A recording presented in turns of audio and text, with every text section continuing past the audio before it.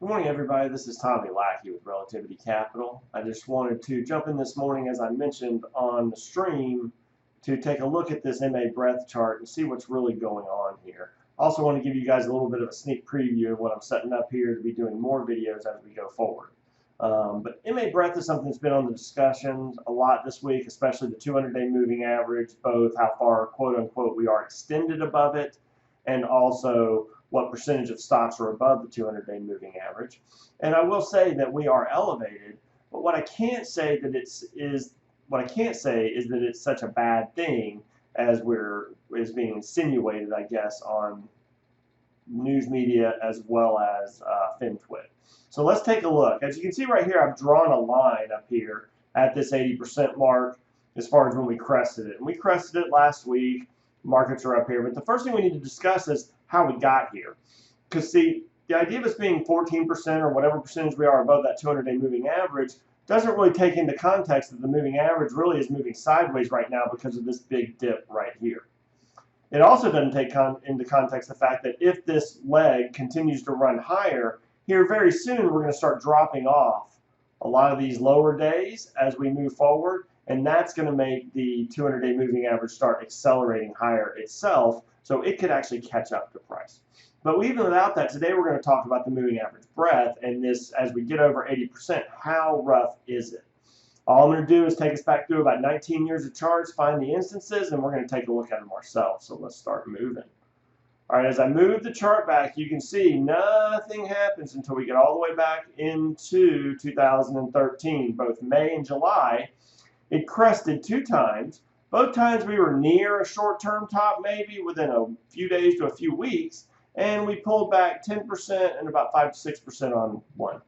And that does happen, and again, if it becomes short-lived like that and turns right back down, then we will look for a pullback like this. However, one thing to note here is that in no way does this derail this major trend that was going on.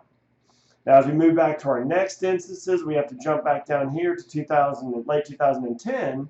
And as you can see here, this is where I want us to start noticing that if it gets above that moving average and stays above there for a while, it looks like the market continued to move for a good while before we run into any hiccups. But either way, again, just piercing that level in no way is showing me the end of a trend. We jump back here to 2009 in July and then also March of 2010. Same kind of instance where once we got above this, we saw a good bit of trending action continue to happen, albeit the volatility did pick up a little bit. Didn't end the uptrend. Here, again, continued to move higher for 2 full months before we started to see any kind of a pullback. So just moving over that level in no means shows that we're overbought to a level that a downtrend or some kind of major reversal has to happen right away. Now we go on back here. Our next instance we see is in February 2007. Again, broke over it shortly, and here we did see a pretty big drop shortly afterwards. But again, you look here and then what happens? That trend does continue. So we got a shock, big news event right here, and then boom, we start working our way back up. And then we move back here now. The next one is in late 2004. It just spikes above it a couple times. Either way, it continues to move up some, and on that second time is when it kind of gets rejected, but does not break the larger trend yet, okay? Just goes into a pullback or a digestion. Our next major one comes back here to late 2003. After being, in the lower quadrant for a while, or right around that area, we get up over this 80%, and it stays there for a long time, and we get a great trend continuing to come out of that. And that's really the last instance we have here. Okay, so coming out of bear marks is when we see this a lot on initiation phases. But we also do see it as trends want to continue. This is not something we have very often. However, when we do see it, we can't immediately dismiss it. We have to look and say, okay, how long does it stay up here?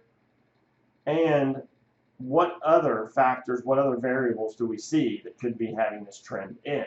In my opinion, we've gone more through the bear market than pullback. Now we've gone through a 2-month consolidation, and we're trying to move out of that with a lot of broad participation.